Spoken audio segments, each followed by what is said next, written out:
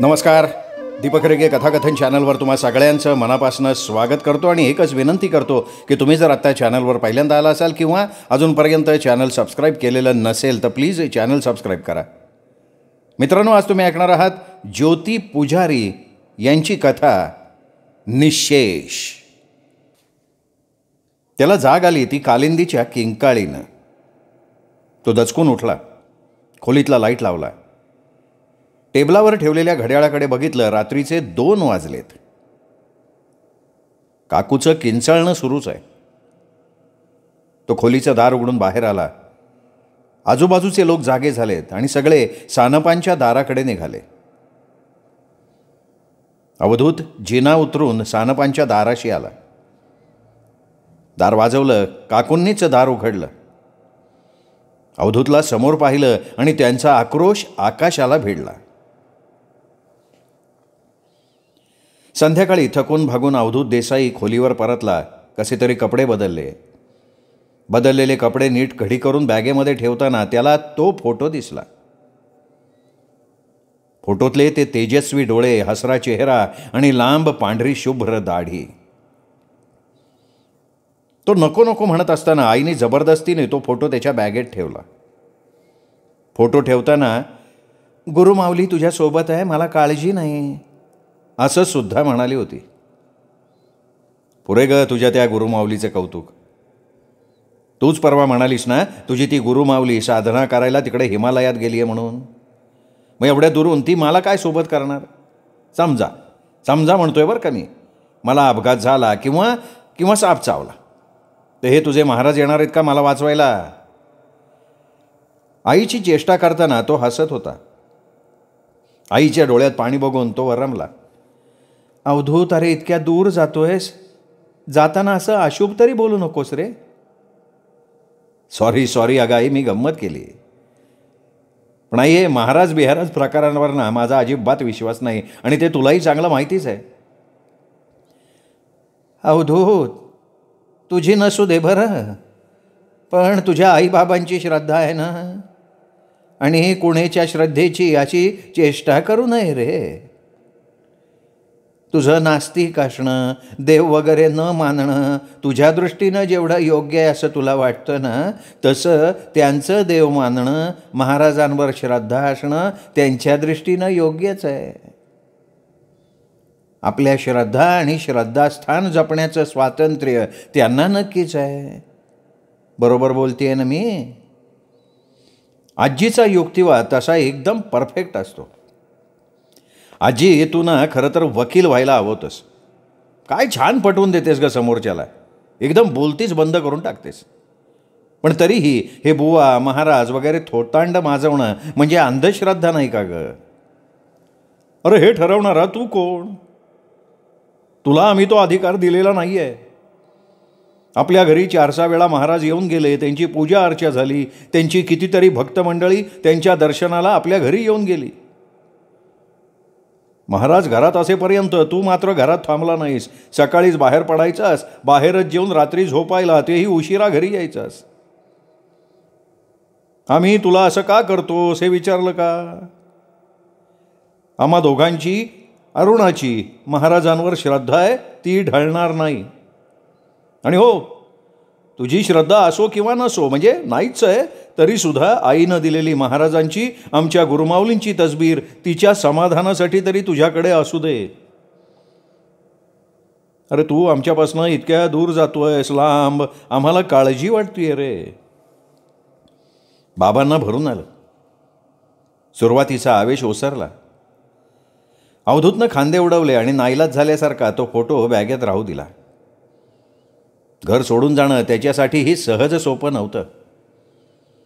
वयाची 25शी उतरेपर्यंत तो फारसा दूर गेलेला नव्हता. BCom BA केल्यानंतर अवधूतला छोट्या मोठ्या नोकऱ्या मिळत गेल्या. नोकऱ्यांची धरसोड करताना मनासारखा नोकरीच्या शोधात तो राहिला आणि त्याला हवी तशी संधी मिळाली. मार्केटमध्ये चांगली रेप्युटेशन असलेली, कोटीच्या घरात टर्नओव्हर देणारी कंपनी मिळाली. कंपनीत हवा तसा पगार मिळाला. अवधूत खुश आहे.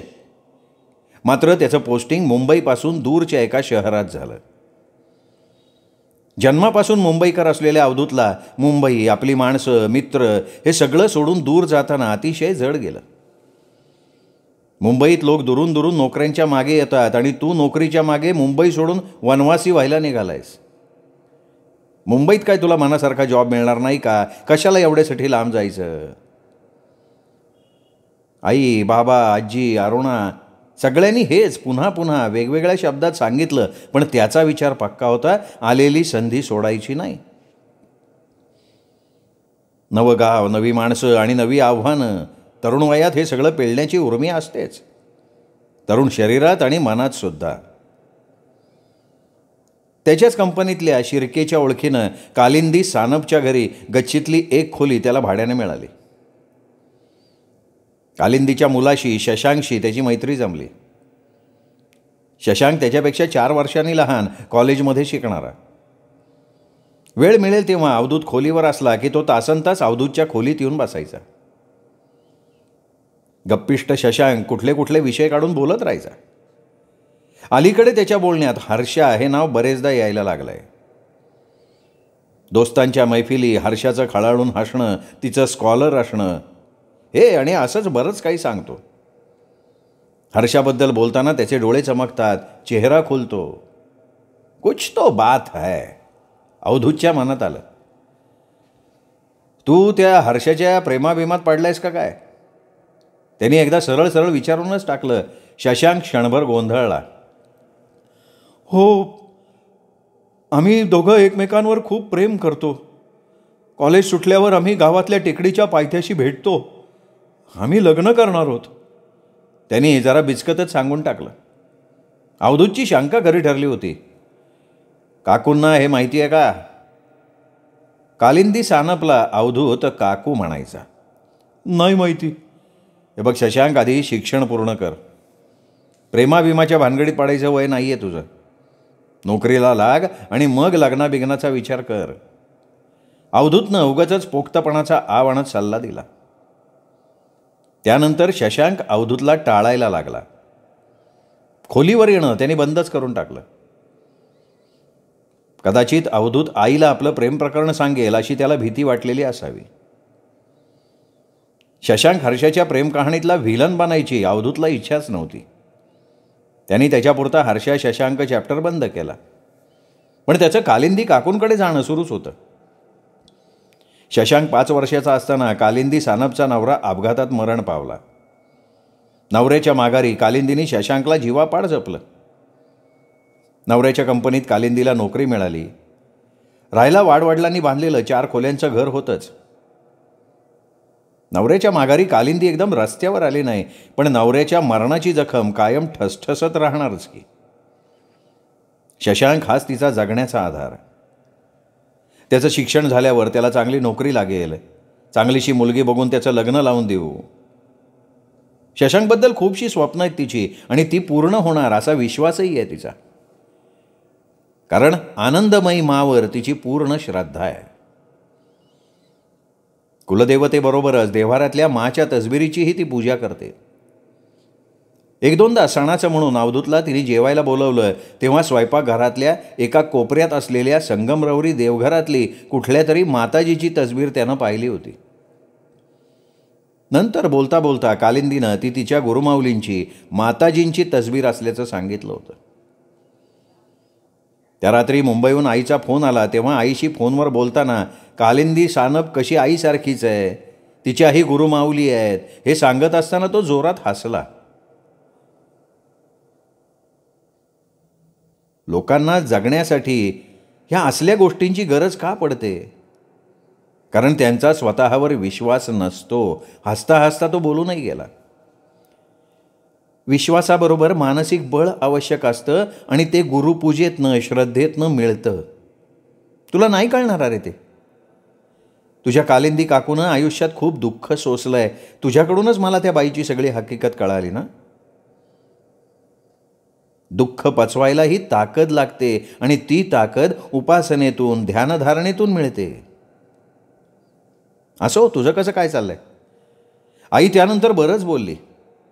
घरच्यांची खबरबात सांगितली. बाबा, आजी, अरुणासुद्धा बोलले. तसा दर 15 दिवसाला फोन येतो आणि संवादामुळे पूल जोडला जातो. मधले 2 महिने भयंकर घाईगर्दीचे गेले. कंपनीत काम वाढलं. अवधूतला कंपनीतून घरी परतायला रात्रीचे 12 वाजून जायचे. सकाळी 7च्या आत तो घरातनं कंपनीत जायला निघायचा. दोन्ही वेळेला कंपनीतच जेवायचा. कालिंदी काकू आणि शशांक दोघांचीही 2 महिन्यात निवांत भेट झाली नाही. सुट्टीच्या दिवशीसुद्धा त्याला कंपनीत जायला लागायचं. त्यात त्याच्या कनिष्ठाची पार्थसारथीची बायको बाळंत झाली, त्याला मुलगा झाला, तो सुट्टीवर गेला. अवधूतवर कामाचा लोड वाढला. पार्थसारथी ड्युटी संपून ड्युटीला जॉईन झाला. मुलगा झाल्याचा आनंद त्याच्या चेहऱ्यावर दिसला. नंतर कळलं की त्याचा मुलगा जन्मतःच मतिमंद आहे. ते ऐकलं आणि अवधूत सुन्नत झाला. पार्थसारथीसारख्या पापभिरू माणसाच्या नशिबी हे भोग यावे, असं का होतं? असं का व्हावं? प्रश्न आणि प्रश्नच, उत्तरं नसलेले. आज कितीतरी दिवसांनी तो निवांतपणे आपल्या खोलीत कॉटवर पडून आहे.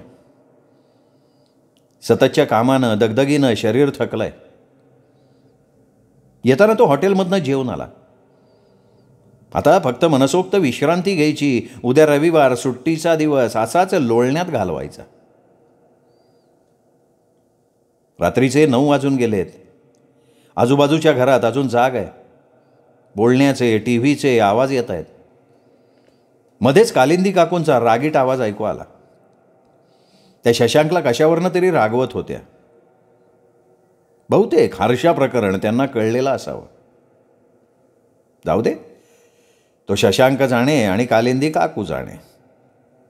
त्यांनी डोळे मिटून घेतले आणि 5 मिनिटात तो गाढ झोपला. त्याला जाग आली ती कालिंदीच्या किंकाळीनं. तो दचकून उठला. खोलीतला लाईट लावला. टेबलावर ठेवलेल्या घड्याळाकडे बघितलं. रात्रीचे 2 वाजलेत. काकूचं किंचाळणं सुरूच आहे. तो खोलीचं दार उघडून बाहेर आला. आजूबाजूचे लोक जागे झालेत. सगळेच सानपांच्या दाराकडे निघालेत. अवधूत जिना उतरून सानपांच्या दाराशी आला. दार वाजवलं. काकूंनीच दार उघडलं. अवधूतला समोर बघितलं आणि त्यांचा आक्रोश आकाशाला भिडला. अवधूत, अवधूत, अरे शशांकनं विष घेतलंय रे. त्यांचे तुटक तुटक शब्द आणि त्यामागचं भयानक सत्य. त्यांना बाजूला सारून अवधूत शशांकच्या खोलीकडे धावला. शशांकला जाऊन 15 दिवस झालेत. कालिंदीला लेकाचं प्रेमप्रकरण कळणं, त्यांचा विरोध आणि शशांकनं डोक्यात राख घालून स्वतःचा शेवट करून घेणं, कालिंदीचं उद्ध्वस्त होणं, सगळंच वेगानं घडत गेलं. कालिंदीच्या सासरचे, माहेरचे नातेवाईक आले. कालिंदीचा भाऊ तिला आपल्याबरोबर त्याच्या गावी घेऊन गेला. घराला टाळं लागलं. अवधूतच्या मनात अनेक प्रश्न. नुसता गोंधळ माजलाय मेंदूत. तो टक्क उघड्या डोळ्यानं आढ्याकडे भात पडलेला. बरीच रात्र झाली. अवधूतला झोपच येत नाहीये. कालिंदी काकूंची त्यांच्या माताजींवर अपार श्रद्धा. सतत माताजींचं नाव त्यांच्या तोंडात असतं. तरी त्यांच्या नशिबी नवऱ्याचं, एकुलत्या एका लाडक्या मुलाचं दुःख का यावं? आईबाबांची गुरुमाऊलींवर अगाध श्रद्धा आहे. तरीही आईला 2 वर्षांपूर्वी हार्ट अटॅक का आला? पार्थसारथीसारख्या सरळ वृत्तीच्या माणसाच्या नशिबी मतिमंद मूल लिहिलेलं असावं. मग या लोकांच्या श्रद्धा, त्यांचा विश्वास याला काही अर्थच नाही आहे का? आणि मग तसं असेल तर ही माणसं का या चक्रव्यूहात फिरतात? त्यांच्या गुरूंनी, म्हणजे स्वतःला गुरु म्हणवणाऱ्यांनी, त्यांना या आपत्तीतून वाचवू नये. याचा अर्थ ती सुपर पॉवर नाही, ती सर्वसामान्य माणसंच आहेत. मग का ती लोकांना आपण सुपर पॉवर असल्याचं भासवतात? अवधूतच्या डोळ्यांपुढे शशांक येतो. त्याचा भयानक मृत्यू त्याला आठवतो. उमेदीतलं आयुष्य मातीत मिळालं. अवधूतचे डोळे पाणावले. विचारांच्या तंद्रीत कधीतरी त्याचा डोळा लागला. कुठे आलोय मी? हा प्रदेश मला सर्वस्वी अनोळखी आहे. समोर हिमालयाची बर्फाच्छादित शिखरं, उगवत्या सूर्याच्या सोनेरी किरणांनी सुवर्णमुकुट घातल्यासारखे दिसणारे हिमनग, सगळीकडे बर्फच बर्फ. सूर्यकिरणानं जिथला बर्फ वितळला तिथे हिरवळ दिसतीये. मंद मंदसा चंदनगंधित वारा.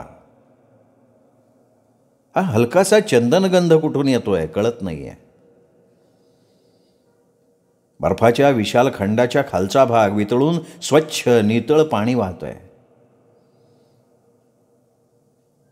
पायथ्याशी दिसणारी खेळण्यातल्यासारखी घरं, देवदाराची गर्द राई, उतारावरून वाहणारे निर्झर, हिमखंडाच्या खाली असणाऱ्या खोल पातळ दऱ्या, अंग गोठवणारी थंडी, दूरवर दिसणारी केशराची शेतं आणि माथ्यावरचं निळशार निरभ्र आभाळ. आभाळावर पसरलेली सूर्यप्रकाशाची माया, निळं आभाळ, आभाळात विखुरलेले ढगांचे पुंजके, वरून दूरवर दिसणारं गाव, गावातली घरं, केशराची शेतं, खळाळणारे प्रवाह, सगळं कसं आल्हाददायक होतं. हिमालयाच्या पवित्र सौंदर्याचा जणू मी एक उपासक. त्या दृश्यात मी रममाण झालो. भान हरपलं माझं. कुणीतरी अवधूतच्या खांद्यावर हात ठेवला. अवधूतनं मागे वळून बघितलं. त्याच्या मागे ते उभे आहेत. 6 फुटाहून अधिक उंची, भक्कम शरीर, गोरा वर्ण, सस्मित चेहरा, गोरी गुलाबी कांती, गळ्यात रुद्राक्षांच्या माळा, पायात खडावा. अवधूतनं ओळखलं त्यांना. तेच तेजस्वी पाणीदार डोळे, लांब पांढरी शुभ्र दाढी, ओठावरचं मंद स्मित. अवधूतच्या बॅगमधल्या फोटोतलं रूप तेच ते, शंकाच नको. घरीही त्यांनी त्यांना पाहिलं होतं. आईबाबांची, आजीची गुरुमाऊली. गुरु महाराज त्याच्या समोर उभे आहेत. ते साधना करायला हिमालयात गेलेत असं आई म्हणाली होती ते त्याला आठवलं. चल माझ्याबरोबर.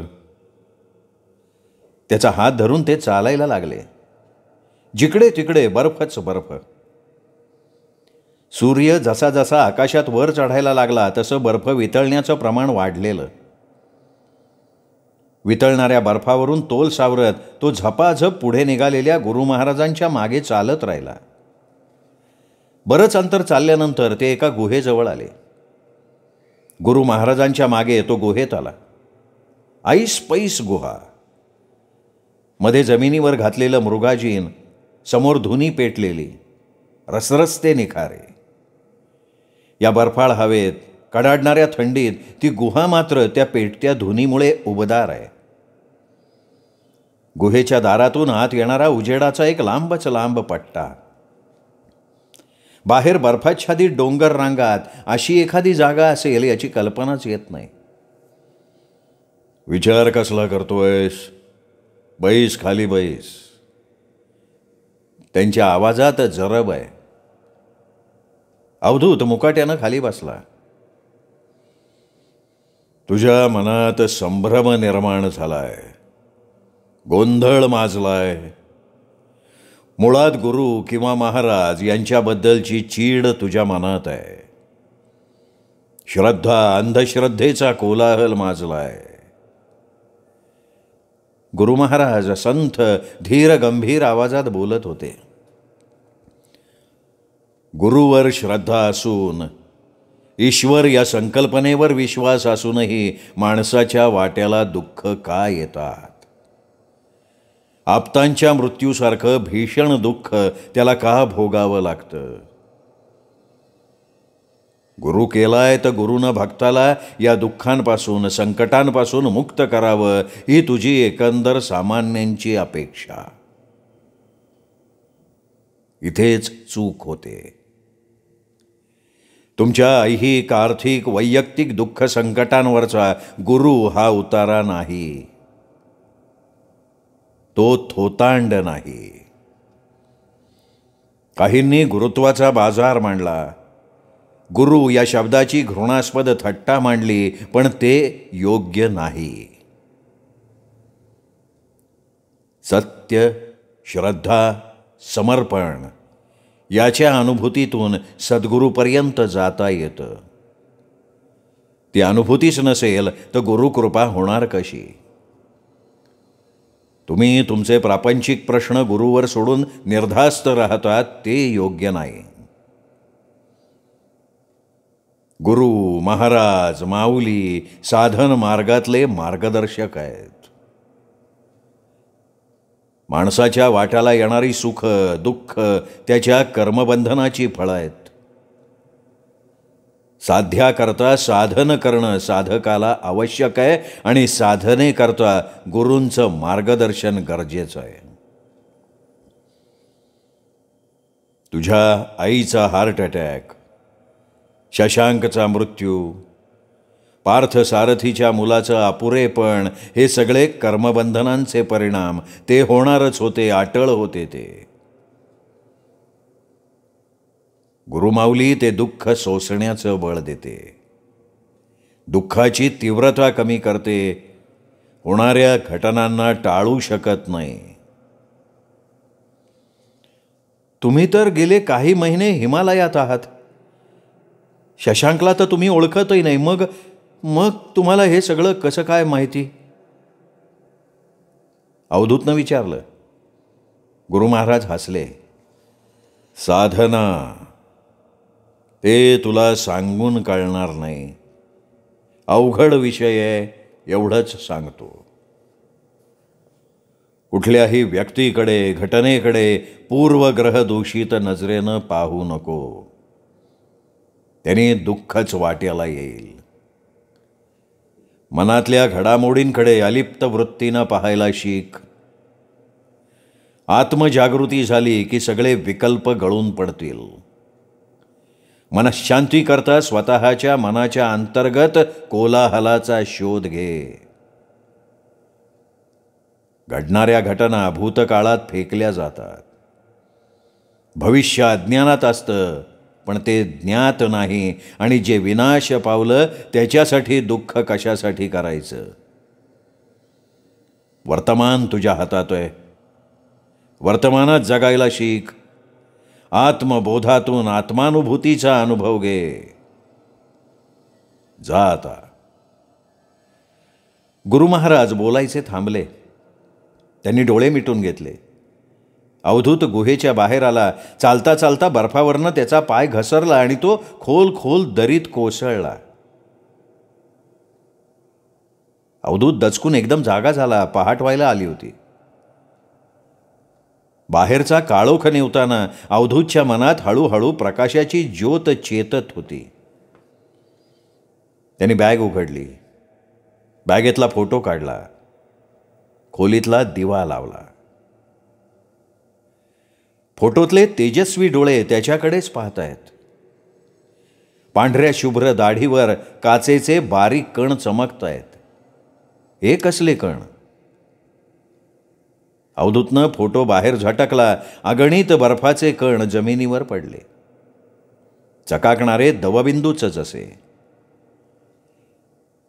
त्यांनी हलकेच त्या हिमकणांवर हात फिरवला. बर्फाचा गारेगार स्पर्श त्याच्या अंगावर शहारा उठवून गेला. अनुभूती याच्यापेक्षा वेगळी असते का? अवधूतच्या मनातले सगळे विकल्प त्या शीतल स्पर्शात दूर झाले आणि मनात भरून राहिला तो निर्मळ आनंद. मागे उरलं निश्शेष समाधान, गुरु साक्षात्काराची शुद्ध प्रचिती.